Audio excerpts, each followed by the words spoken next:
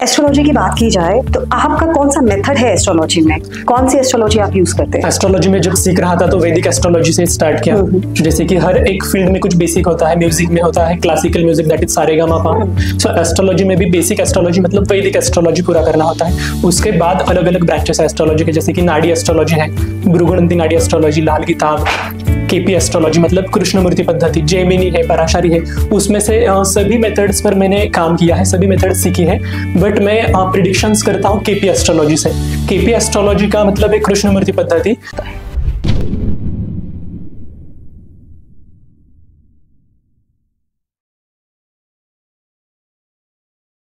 Astrology की बात की जाए तो आपका कौन सा मेथड है एस्ट्रोलॉजी में?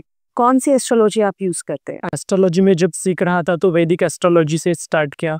जैसे कि हर एक फील्ड में कुछ बेसिक होता है, म्यूजिक में होता है क्लासिकल म्यूजिक दैट इज सारेगामापा। सो एस्ट्रोलॉजी में भी बेसिक एस्ट्रोलॉजी मतलब वैदिक एस्ट्रोलॉजी पूरा करना होता है। उसके बाद अलग अलग ब्रांचेस है एस्ट्रोलॉजी के, जैसे कि नाड़ी एस्ट्रोलॉजी है, भृगुनंदी नाड़ी एस्ट्रोलॉजी, लाल किताब, केपी एस्ट्रोलॉजी मतलब कृष्णमूर्ति पद्धति, जेमिनी है, पराशरी है। उसमें से सभी मेथड्स पर मैंने काम किया है, सभी मेथड्स सीखी है। बट मैं प्रिडिक्शंस करता हूँ केपी एस्ट्रोलॉजी से। केपी एस्ट्रोलॉजी का मतलब है कृष्णमूर्ति पद्धति। इसका शोध कृष्णमूर्ति गुरुजी ने चेन्नई में 1960 के आसपास शोध किया था। तो केपी एस्ट्रोलॉजी बाकी एस्ट्रोलॉजी से कैसे अलग है? देखिए, कुंडली में होते हैं 360 डिग्री का एक राशि चक्र, जिसमें 12 राशि एंड 27 नक्षत्र। तो अग्नि, पृथ्वी, वायु, जल ऐसे 4 तत्व की राशियां, मेष, वृषभ, मिथुन एंड कर्क। सेम सीक्वेंस अग्नि, पृथ्वी, वायु, जल का आगे सिंह से लेकर वृश्चिक तक एंड धनु से लेकर मीन तक चलेगा। सो मेष में 3 नक्षत्र आते हैं, मतलब 2 फुल नक्षत्र एंड 1 पार्ट ऑफ एक चरण आता है सूर्य के नक्षत्र कृतिका का। सो केपी एस्ट्रोलॉजी में क्या किया है कि केपी एस्ट्रोलॉजी में हर एक नक्षत्र को 9 अनइक्वल डिविजन्स में डिवाइड किया गया है। हाँ, एंड केपी एस्ट्रोलॉजी में प्लैनेट की स्पेसिफिक पोजीशन के अनुसार प्रेडिक्शन दिया जाता है। जैसे कि वैदिक एस्ट्रोलॉजी में अगर कंसीडर किया जाए फॉर एन एग्जांपल कि 8 बजे अगर लगन चेंज होता है एसेंडेंट में, समझो वहां पे आता है टॉरस लगन, वृषभ लगन की राशि आ गई, एंड वृषभ में समझो भाई प्लैनेट है, सूर्य है या जुपिटर है, तो वो कुंडली चेंज हो जाएगी 2 घंटे के बाद। हाँ जी। एक दिन में होते 24 आवर्स एंड राशियां है 12। सो एक राशि को लगन में आते हैं 2 घंटे, तो हर प्लैनेट 2 घंटे के बाद ही पोजीशन चेंज करता हुआ दिखाई देता है वैदिक में या लाल किताब में या नाड़ी में भी। बट केपी में क्या होता है, केपी में प्लैनेट किसी भी टाइम को हाउस चेंज कर सकते हैं एंड जिस हाउस में वो पॉजिटेड है, जिसमें बैठे हैं, उसे कंसीडर करके रिजल्ट या प्रिडिक्शंस दिया जाता है। एज वेल, जैसे कि वैदिक में प्लैनेट के अनुसार हम फलादेश करते हैं, बट केपी में प्लैनेट खुद का कोई एग्जैक्ट फलादेश नहीं देता या प्रिडिक्शन नहीं देता या काम नहीं करता। प्लैनेट जिस नक्षत्र में बैठा है, समझो कि वो है मेष राशि के अश्विनी नक्षत्र में, अश्विनी है केतु का नक्षत्र, तो केतु जहां पर बैठा है उसका भी फल प्लैनेट देगा। समझो अपना रिजल्ट दिखाएगा, उसके रिजल्ट दिखाएगा। और एक एग्जांपल अगर देना हो, समझो मेष लगन की कुंडली है, अश्विनी के बाद नक्षत्र आता है भरणी। अगर भरणी में कोई प्लैनेट बैठा है तो भरणी नक्षत्र आता है शुक्र प्लैनेट का, luxurious planet that is Venus. So जो भी प्लैनेट वीनस के नक्षत्र में बैठा, तो जब मेष लगन की कुंडली बनाए तो दूसरे भाव में एंड 7th हाउस में प्लैनेट वीनस की राशि आते ही that is Taurus and Libra, मतलब वृषभ एंड तुला। तो जो भी प्लैनेट शुक्र के नक्षत्र में बैठा वो 2 भाव एंड 7वें भाव का फल अवश्य देगा। तो 2 भाव का फल क्या है? 2 भाव मतलब फैमिली, सेविंग्स, पैसा, धन का भाव है, एंड 7वां भाव है partnership, business, relationship and marriage का। तो जब जब किसी ऐसे प्लैनेट की दशा अंतरदशा आएगी जो शुक्र के नक्षत्र में बैठा है तब तक व्यक्ति के जीवन में पैसा भी आएगा एंड शादी भी हो जाएगी।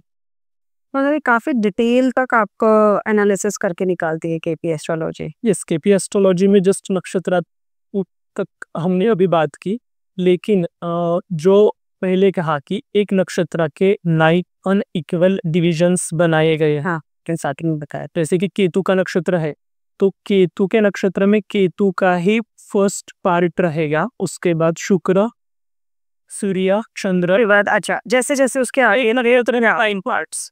वैसे ही 7 नक्षत्र के होते हैं 243 पार्ट्स अनइक्वल डिविजन्स, एंड जो अनइक्वल डिविजन्स है उसे हम कहते हैं सबलॉर्ड्स। तो कोई कोई सबलॉर्ड 2 राशियों में आता है, सबलॉर्ड एक लेकिन 2 राशियों में। सो ऐसे टोटल है 6 sublords. So total 243 plus 6 is equals to total 249 sublords के ऊपर हम केपी एस्ट्रोलॉजी में काम करते हैं। एंड केपी एस्ट्रोलॉजी का इम्पोर्टेंस यही है कि केपी एस्ट्रोलॉजी हर एक भाव के सबलॉर्ड के अनुसार ही प्रिडिक्शन देगा। तो ये तो आपका काफी डिटेल में निकाल देना, डिटेल एनालिसिस हो जाए। एग्जैक्टली जैसे कि अगर आजकल हम ट्रेंड देखते हैं यूट्यूब पे या टीवी पे कि मीन राशि वालों को 7.5 या मेष राशि वालों की 7.5 अब शुरू हो रही है, तो हर मेष राशि वाले व्यक्ति का या कुंभ का या जो किसी व्यक्ति की 7.5 या राशि की चालू है, हर व्यक्ति के लाइफ में सेम टाइम प्रॉब्लम तो नहीं आती, नहीं सेटिकली लॉजिकली तो नहीं आते, क्योंकि हर व्यक्ति की प्लानिटरी पोजीशन अलग है, कुंडली अलग है, कुंडली का लगन अलग है, मतलब असेंडेंट एज वेल दशाएं अलग है। हो सकता है किसी की 7.5 चालू नहीं है, लेकिन किसी ऐसे ग्रह की दशा चालू है जो ग्रह कुंडली में 6, 8वें और 12वें भाव को सेम टाइम एक्टिवेट कर रहा, तो व्यक्ति के जीवन में बहुत सारे प्रॉब्लम्स आने शुरू हो जाते हैं।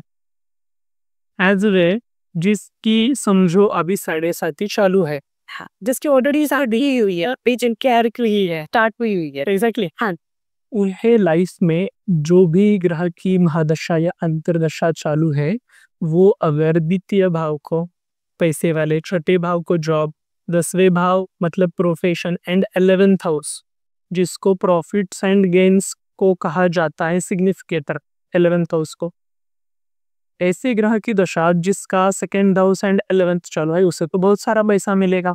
2 मतलब पैसा एंड 11 मतलब 11वां भाव मतलब बहुत ज्यादा, इच्छा से भी बढ़कर बहुत ज्यादा पैसा उसको पैसा मिलेगा। तो 7.5 है तो वो व्यक्ति गरीब तो नहीं हुआ, डिपेंड ऑन कि उसकी पर्सनल कुंडली अनुसार आज की दशा अंतरदशा क्या कह रही है।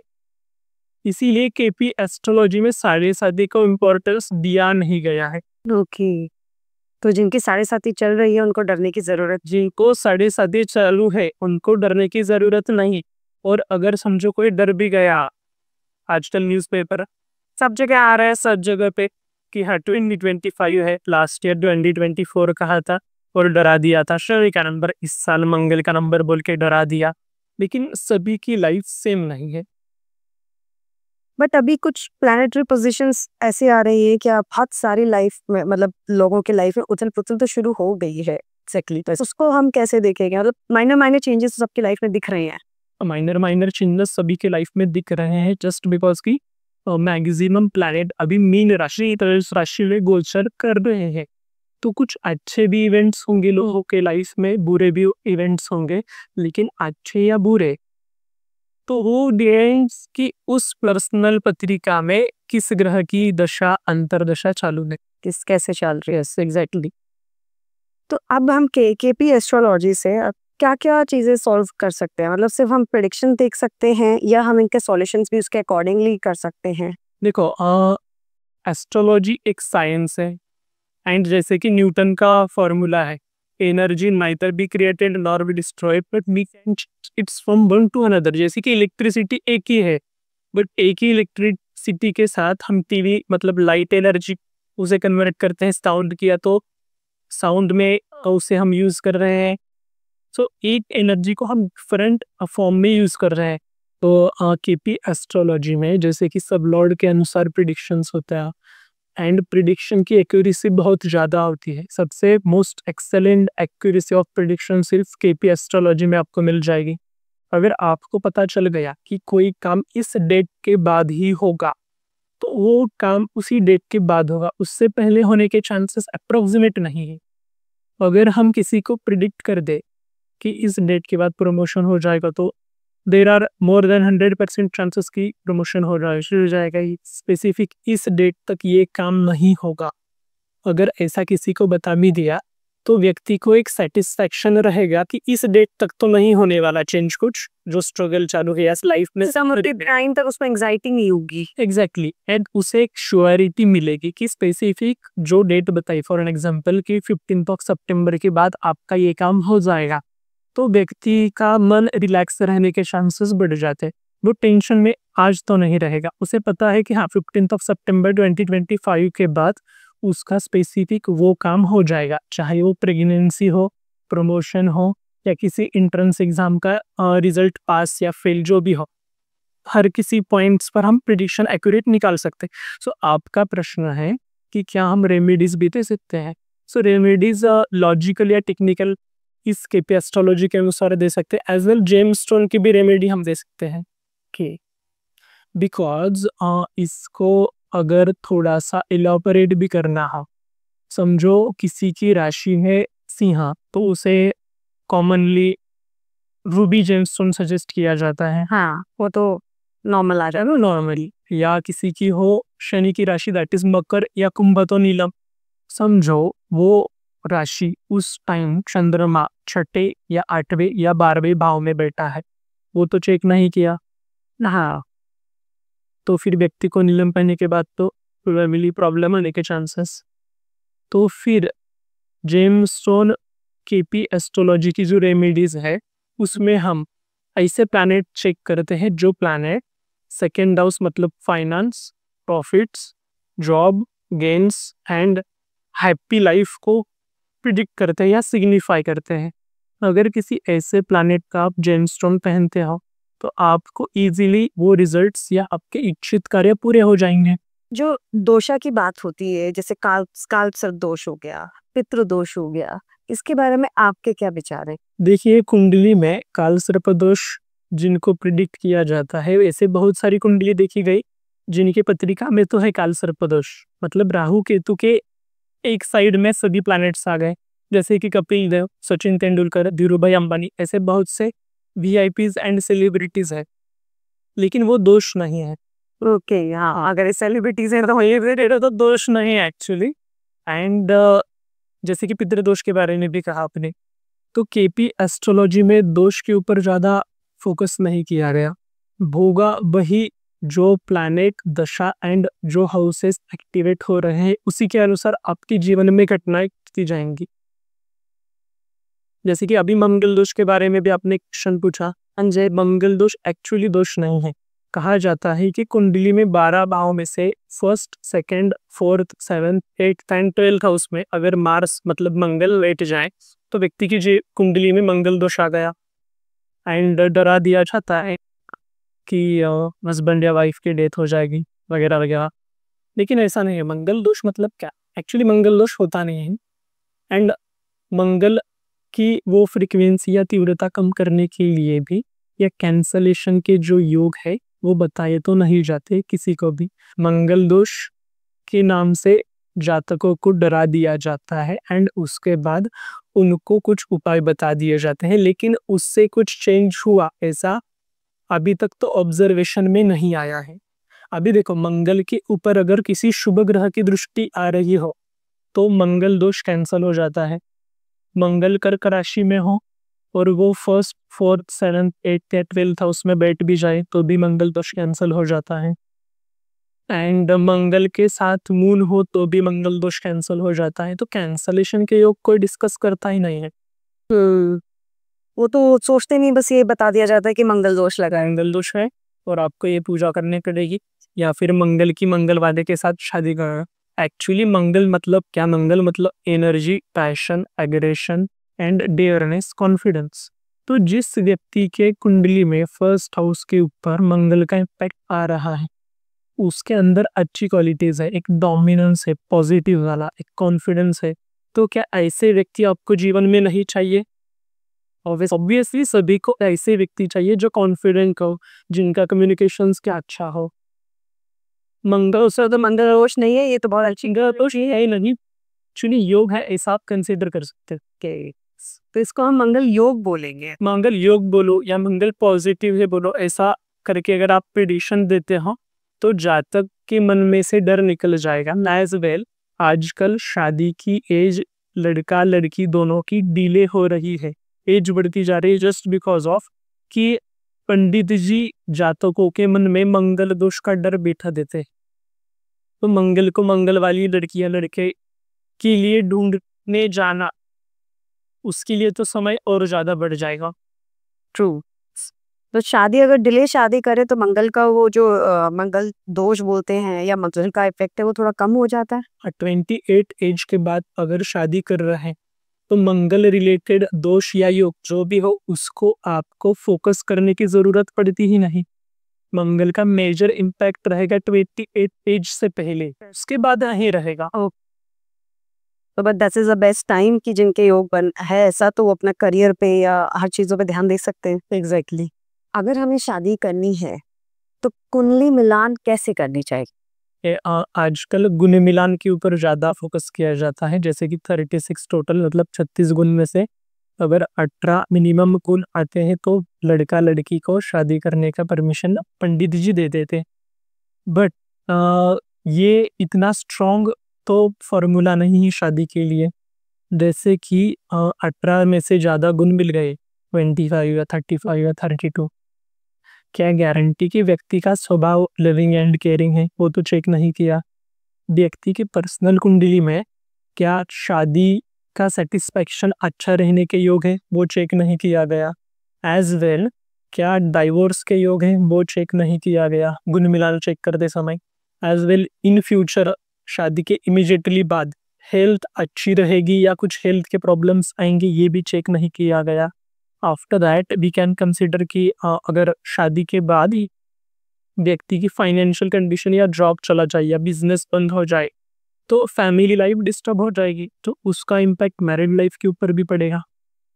वो भी तो गुण मिलान के अनुसार प्रिडिक्ट करते टाइम वो ये भी नहीं चेक किया गया। सो गुण मिलान करना एक एक्चुअली देखा जाए तो धोखा है। गुण मिलान किसी को भी नहीं करना चाहिए। अगर कुंडली देखकर शादी करनी हो तो मेजर पॉइंट्स, एक तो व्यक्ति का नेचर, कैरेक्टर मतलब लिविंग एंड केयरिंग होना चाहिए, उसका पास्ट प्रेजेंट एंड फ्यूचर में कैरेक्टर भी अच्छा होना चाहिए। एज वेल उसकी हेल्थ अच्छी होनी चाहिए in future also. Financial condition आज के ठीक ठाक हो तो भी चलेगा, बट इन फ्यूचर वो फाइनेंशियल कंडीशन अच्छे होने के योग पत्रिका में होने चाहिए। एंड लड़की की कुंडली हो या लड़के की, दोनों की संतति मतलब चाइल्ड जने के योग उस कुंडली में होने चाहिए। अगर समझो किसी की कुंडली में चाइल्ड होने का योग ही ना एंड अच्छे 30, 32 या 35 गुण आ गए तो करोगे क्या उसका? समझो 35 गुण आ गए या 36 में से 36 भी आ गए एंड हेल्थ खराब हो गई, तो क्या मैरिड लाइफ का प्लेजर सेटिस्फैक्शन मिलेगा? नहीं मिलेगा। सो मैच मेकिंग करनी चाहिए nature, character, future financial conditions and conceiving का प्रिडिक्शन देख कर ही। This is the actual match making. अगर करना हो तो यही कीजिए। और शादी की एक्यूरेट क्या एज होनी चाहिए आजकल के टाइम में? देखो शादी की एज तो आजकल बहुत डिले हो रहा है, 28 29 मिनिमम लड़की की नॉर्मल हो गया है, एज तो हो गई। लेकिन ऐसा नहीं है कि तब तक उस लड़का या लड़की को सेटिस्फैक्शन या रिलेशनशिप की ज़रूरत नहीं पड़ी।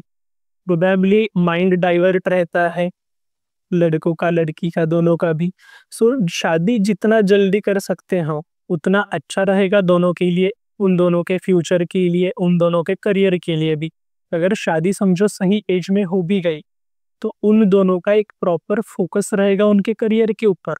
वो डाइवर्ट नहीं रहेंगे रिलेशनशिप के पीछे, या वो अच्छा दिखा या वो अच्छी दिखी उसके ऊपर टाइम एक्स्ट्रा वेस्ट नहीं करेंगे। सो जितना हो सके प्रोबेबली 23 22 या मैक्स टू मैक्स 24 एज तक अगर लड़का लड़की दोनों की शादी हो जाए तो उनका फ्यूचर सेफ एंड सिक्योर रहेगा हर डायरेक्शन या हर एस्पेक्ट से। जैसे कि अगर शादी लेट हो रही है एंड प्रीवियस कुछ रिलेशनशिप्स है, उसका साइकोलॉजिकल इम्पैक्ट किसी ना किसी रूप में इन फ्यूचर सामने आ ही जाता है। सो जितना हो सके बेटर इतना जल्दी शादी कर लीजिए। न्यूमरोलॉजी आपके अकॉर्डिंग क्या है? मूलांक, भाग्यांक, ये क्या है? देखिए प्रश्न तो आपने एकदम अच्छा पूछा, लेकिन न्यूमरोलॉजी के अनुसार मूलांक या भाग्यांक या डेट ऑफ बर्थ के अनुसार जो भी प्रिडिक्शंस दी जाती है उसके कुछ लिमिटेशंस है। जैसे कि समझिए नरेंद्र मोदी जी का जो भी डेट ऑफ बर्थ है उस दिन सिर्फ एक ही तो पीएम बने। सचिन तेंदुलकर का जिस दिन जन्म हुआ उस दिन सभी क्रिकेटर्स तो नहीं बने, उस दिन तो सिर्फ एक ही सचिन तेंदुलकर, लता दीदी भी एक ही बने।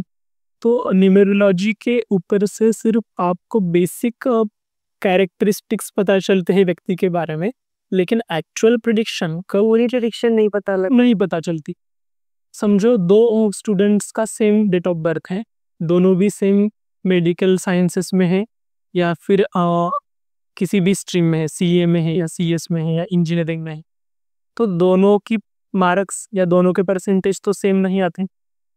एज वेल कोई फेल भी होता है, कोई पास भी होता है।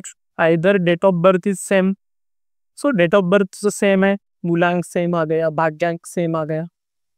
बहुत बार तो जो ट्विंस होते हैं उनका भी शादी एक डेट पे नहीं होता, एंड एक की शादी हुई दूसरे की शादी भी नहीं होती, नेचर भी डिफरेंट होता है। हमारे कॉलेज का एक एग्जाम्पल था, एक तो ट्विंस थे, एक मैकेनिकल इंजीनियरिंग में था, एक सिविल इंजीनियरिंग में था। सो ये डिफरेंस कहाँ से आया? जो मैकेनिकल इंजीनियरिंग में था उसकी शादी हो गई 2 साल पहले, एंड जो सिविल में था उसकी शादी अभी तक नहीं होगी। सो जो डेट ऑफ बर्थ से न्यूमरोलॉजी आप चेक करते हो उसको ज़्यादा वेटेज देने की तो ज़रूरत नहीं है। Personal horoscope is more important, ऐसा मुझे तो लगता है। तो फिर न्यूमरोलॉजी को प्रैक्टिकल लाइफ में हम लोग कैसे यूज कर सकते हैं? अभी देखिए नंबर्स अगर चेक किए जाए मोबाइल के, हर एक का नंबर अलग है। डेट ऑफ बर्थ सेम हो सकती है, लेकिन हम जो मोबाइल नंबर कैरी करते हैं, ट्विंस भी हो या डेट ऑफ बर्थ सेम भी हो, तो same to same exact mobile number तो नहीं मिलता। हाँ जी। राइट। सो कोई भी प्रिडिक्शन की मेथड या विधि तभी काम करेगी जब उसमें कुछ तो सूक्ष्मता हो या डिफरेंसेस हो। सो हर चीज का एक फ्रीक्वेंसी होता है, वाइब्रेशन होता है। हम जो मोबाइल नंबर यूज कर रहे हैं उसमें अगर 58 हो फॉर एन एग्जाम्पल, तो व्यक्ति के लाइफ में बहुत टाइम पैसा वेस्ट जाता है या किसी को पैसा दिया तो रिटर्न नहीं आता। अगर मोबाइल नंबर में हो 24 या 42 का कॉम्बिनेशन, तो मानसिक तान तनाव लेने की आदत बहुत ज़्यादा होती है। एज वे किसी के मोबाइल नंबर में 28 या 82 का कॉम्बिनेशन हो, तो व्यक्ति को एज वेल उसके मम्मी को डिप्रेशन का एक फैक्टर लाइफ में एक्टिवेट रहता है। एज वेल 38 या 83 का कॉम्बिनेशन किसी के मोबाइल नंबर में हो या फिर 48 या 84 का भी कॉम्बिनेशन हो, तो व्यक्ति के जीवन में स्ट्रगल हमेशा चलता रहेगा। सो नंबर्स या न्यूमरोलॉजी आप वहीं पे अप्लाई कीजिए जहाँ पर आपको प्रिसीजन्स मिलते हैं या कुछ तो डिफरेंसेस मिलते हैं। Else just date of birth के अनुसार आप ज़्यादा डिपेंड रहने की ज़रूरत है ही नहीं। जब आपकी दशा अच्छी चलेगी तो आपको सक्सेस मिलेगा। व्यक्ति की दशा में अगर 6, 8, 12 की दशाएं एक्टिवेट है तो व्यक्ति को इजी प्रिडिक्शन कि उसे हॉस्पिटल्स या कोर्ट केसेस रिगार्डिंग कंडीशंस को फेस करना पड़ेगा ही पड़ेगा। So depends on planet, dasha and houses only, not just a date of birth. KP astrology में financials like profit and loss हमारा वो कैसे चेक होता है? देखिए केपी एस्ट्रोलॉजी में सब लॉर्ड के अनुसार तो प्रिडिक्शन होता है। जैसे कि सेकेंड हाउस का सब लॉर्ड 6, 2, 10 या 11 को सिग्निफाई करे तो व्यक्ति के जीवन में बहुत बढ़िया पैसा आएगा।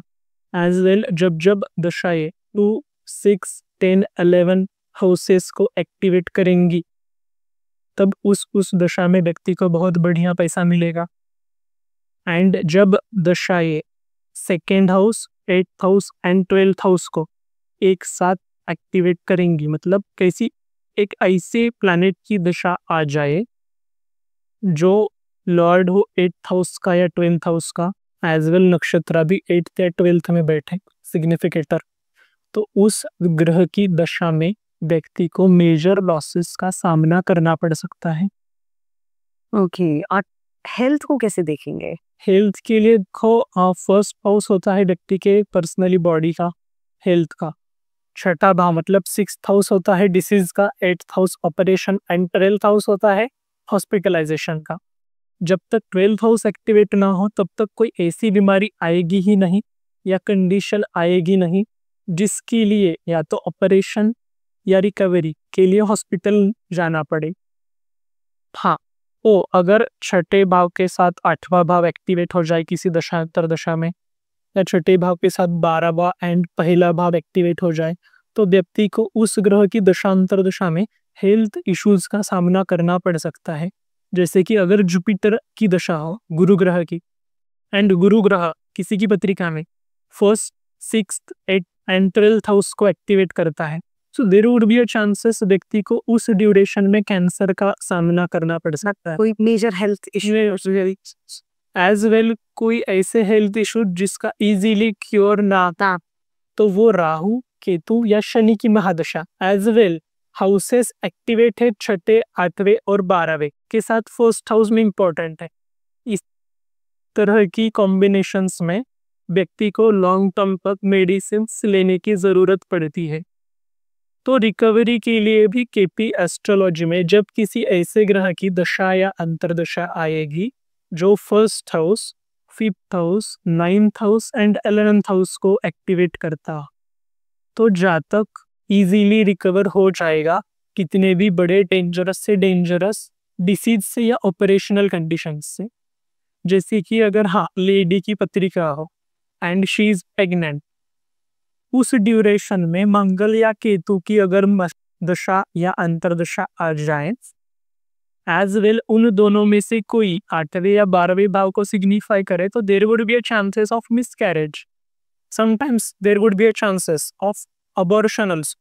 सो प्रेगनेंसी के ड्यूरेशन में मंगल या केतु की दशा या अंतरदशा ना हो तो ही बेटर।